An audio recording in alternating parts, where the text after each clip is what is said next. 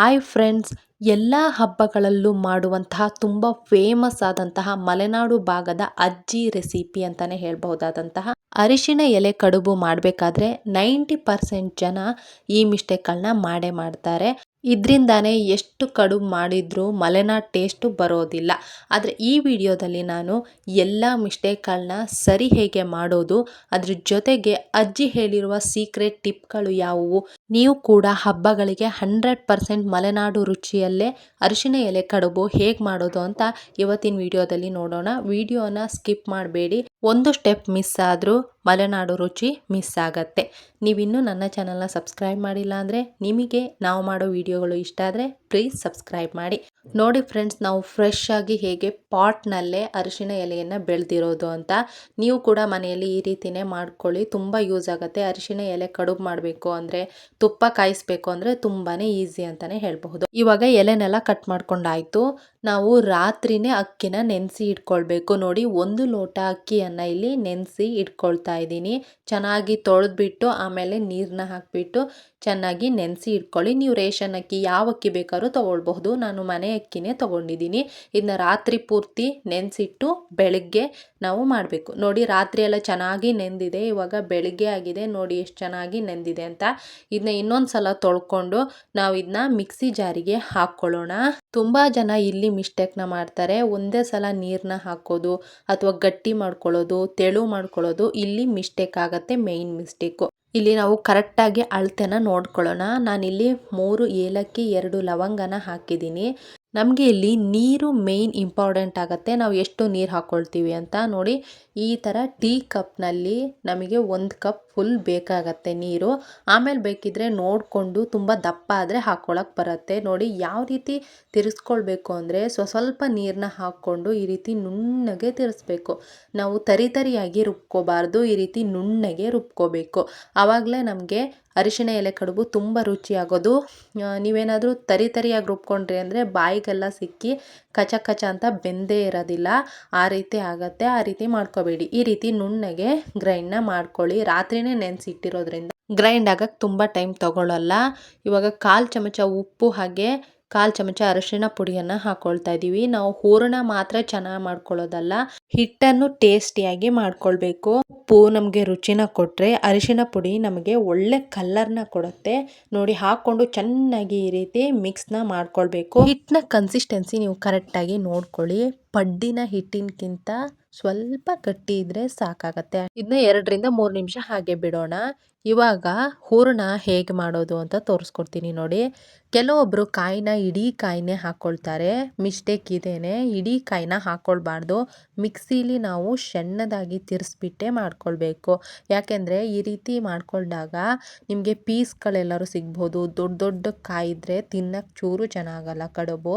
ನಾನಿಲ್ಲಿ ಮಿಕ್ಸಿ ಜಾರಿಗೆ ಅರ್ಧ ಹೋಳು ತೆಂಗಿನ ತುರಿಯನ್ನು ಹಾಕ್ಕೊಂಡಿದ್ದೀನಿ. ಅರ್ಧದಿಂದ 3/4 ಹೋಳು ತೆಂಗಿನ ತುರಿನ ಹಾಕ್ಕೊಳ್ಳಿ. 2 ಲವಂಗ ಹಾಗೆಯೇ 2 ಏಲಕ್ಕಿನ ಹಾಕ್ಕೊಂಡು ನೋಡಿ ತರಿಯಾಗಿ ರುಬ್ಕೋಬೇಕು. ನೀರು ಏನನ್ನು ಬಳಸಬಾರ್ದು. ಹಾಗೆಯೇ ನೋಡಿ ಈ ರೀತಿ ತರಿಯಾಗಿ ರುಬ್ಕೋಬೇಕು. ನೋಡಿದ್ರಲ್ಲ ಫ್ರೆಂಡ್ಸ್, ಈ ರೀತಿ ರುಬ್ಕೊಂಡ್ರೆ ನಮಗೆ ಕಡುಬು ಪರ್ಫೆಕ್ಟಾಗಿ ಬರುತ್ತೆ. ಇವಾಗ ಹೂರಣ ಹೇಗೆ ರೆಡಿ ಮಾಡ್ಕೊಳ್ಳೋದು ಅಂತ ತೋರಿಸ್ಕೊಡ್ತೀನಿ. ನಾವು ಒಂದು ಬಾಣಲಿನ ಇಟ್ಕೊಂಡು ಅದಕ್ಕೆ 3 ಚಮಚ ತುಪ್ಪವನ್ನು ಹಾಕ್ಕೊಳ್ತಾ ಇದ್ದೀನಿ. ನೀವು ಬೇಕಿದ್ರೆ ಎಣ್ಣೆನೂ ಬಳಸ್ಬೋದು. ತುಪ್ಪ ಹಾಕಿದರೆ ತುಂಬ ಘಮ ಬರುತ್ತೆ. ಅದ್ರ ಜೊತೆಗೆ ಮಲೆನಾಡು ಭಾಗದ ಕಡುಬು ಇದೇ ಟೇಸ್ಟ್ನೇ ಕೊಡುತ್ತೆ. ಇವಾಗ ಕಾಯಿನ ಎಲ್ಲ ತುರ್ಕೊಂಡಂತಹ ಕಾಯಿನ ಹಾಕ್ಕೊಳ್ತಾ ಇದ್ದೀನಿ. ಇದಕ್ಕಿವಾಗ 3 ಚಮಚ ಈ ರೀತಿ ನೋಡಿ ಜಾಸ್ತಿ ತೊಗೊಂಡು 3 ಚಮಚ ಬೆಲ್ಲವನ್ನು ಹಾಕ್ಕೊಂಡ್ರೆ ಪರ್ಫೆಕ್ಟಾಗಿ ಆಗುತ್ತೆ. ನೀವು ಪುಡಿ ಇಟ್ಕೊಂಡ್ರಿ ಅಂದರೆ ಒಂದು 4 ಚಮಚ ಪುಡಿನ ಹಾಕ್ಕೊಳ್ಬಹುದು. ನೀವು ಟೇಸ್ಟ್ನ ನೋಡ್ಕೊಳ್ಳಿ, ನಿಮ್ಮ ರುಚಿಗೆ ತಕ್ಕಷ್ಟು. ಅಂದರೆ ನೀವು ಸ್ವೀಟ್ ಜಾಸ್ತಿ ತಿಂದರೆ ಸ್ವಲ್ಪ ಜಾಸ್ತಿನೇ ಹಾಕ್ಕೊಳ್ಳಿ, ಸ್ವೀಟ್ ಕಮ್ಮಿ ತಿಂದರೆ ಬೆಲ್ಲನ ಕಮ್ಮಿ ಹಾಕ್ಕೊಳ್ಳಿ. ಮೇಯ್ನ್ ಮಿಸ್ಟೇಕು ಅಂದರೆ ನಾವು ತುಂಬ ಕಡಿಮೆ ಬೆಲ್ಲನ ಹಾಕ್ಕೊಳ್ಬಾರ್ದು, ಟೇಸ್ಟ್ ಆಗೋದಿಲ್ಲ. ಆವಾಗಲೇ ಟೇಸ್ಟ್ ಆಗಲ್ಲ. ನಾವು ಬೆಲ್ಲ ಸ್ವಲ್ಪ ಜಾಸ್ತಿನೇ ಇರಬೇಕು, ಯಾಕಂದರೆ ಅಕ್ಕಿ ಹಿಟ್ಟು ಟೇಸ್ಟ್ ಇರಲ್ಲ, ಇದು ಸ್ವೀಟ್ ಇರಲೇಬೇಕು. ಸ್ವಲ್ಪ ಜಾಸ್ತಿನೇ ಹಾಕ್ಕೊಳ್ಬೇಕು. ನೋಡಿ, ಇವಾಗ ನಮ್ಮ ಹೂರಣ ಕರೆಕ್ಟಾಗಿ ರೆಡಿಯಾಗಿದೆ. ಬೆಲ್ಲ ಎಲ್ಲ ಕರಗಿ ಕರೆಕ್ಟಾಗಿ ರೆಡಿಯಾಗಿದೆ. ಇವಾಗ ನೋಡಿ, ಅರಿಶಿಣ ಎಲೆಯನ್ನು ಚೆನ್ನಾಗಿ ತೊಳ್ಕೊಂಡು ರೆಡಿ ಮಾಡಿ ಇಟ್ಕೊಂಡಿದ್ದೀವಿ. ಈ ರೀತಿ ಸಣ್ಣ ಎಲೆ ಆದರೆ ಏನು ಸಮಸ್ಯೆ ಇರಲ್ಲ. ನಾನು ಇಲ್ಲಿ ತೋರಿಸ್ತಾ ಇದ್ದೀನಲ್ಲ, ಈ ರೀತಿ ದೊಡ್ಡ ಎಲೆ ಆದರೆ 2 ಭಾಗಗಳಾಗಿ ಕಟ್ ಮಾಡ್ಕೊಳ್ಬೇಕು. ನಮಗೆ ಎಲೆ ಸುಮ್ಮನೆ ಲಾಸ್ ಆಗತ್ತೆ ಅಂತ ಅಷ್ಟೇನೆ.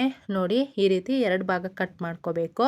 ಮೇನ್ ಟಿಪ್, ಅಜ್ಜಿ ಟಿಪ್ ಏನು ಗೊತ್ತಾ, ನಾವು ಅಕ್ಕಿ ಹಿಟ್ಟನ್ನ ಎಲೆಗೆ ಹಚ್ಕೊಳ್ಳೋಕ್ಕಿಂತ ಮುಂಚೆ ಇಡ್ಲಿ ಪಾತ್ರೆನ ರೆಡಿ ಮಾಡಿ ಇಟ್ಕೊಳ್ಬೇಕು. ಇಲ್ಲ ಅಂದರೆ ಎಲೆಯಲ್ಲಿರೋ ಈ ಅಕ್ಕಿ ಹಿಟ್ಟೆಲ್ಲ ಹೊರಗೆ ಬಂದುಬಿಡತ್ತೆ, ಆವಾಗ ಚೆನ್ನಾಗಾಗೋದಿಲ್ಲ. ನೋಡಿ ನಾನು 5 ನಿಮಿಷ ಆ ಕಡೆ ಇಟ್ಟಿದ್ದಕ್ಕೆ ಸ್ವಲ್ಪ ಗಟ್ಟಿಯಾಗಿದೆ. ನಾನು ನೋಡಿ 1/4 ಲೋಟ ನೀರನ್ನ ಹಾಕ್ಕೊಂಡು ಅದನ್ನ ಕರೆಕ್ಟಾಗಿ ಮಾಡ್ಕೊಳ್ತೀನಿ. ನಿಮಗೆ ಗೊತ್ತಾಗತ್ತೆ, ನೀವು ಅರಿಶಿಣ ಎಲೆಗೆ ಅಕ್ಕಿ ಹಿಟ್ಟನ್ನ ಹಚ್ಚಬೇಕಾದ್ರೆ ನಿಮಗೆ ಗೊತ್ತಾಗತ್ತೆ. ಹಚ್ಚಕ್ಕೆ ಚೆನ್ನಾಗಿ ಬಂತು ಅಂದರೆ ನೀವು ಮಾಡ್ಕೊಂಡಿರೋಂತಹ ಕನ್ಸಿಸ್ಟೆನ್ಸಿ ಕರೆಕ್ಟಾಗಿದೆ.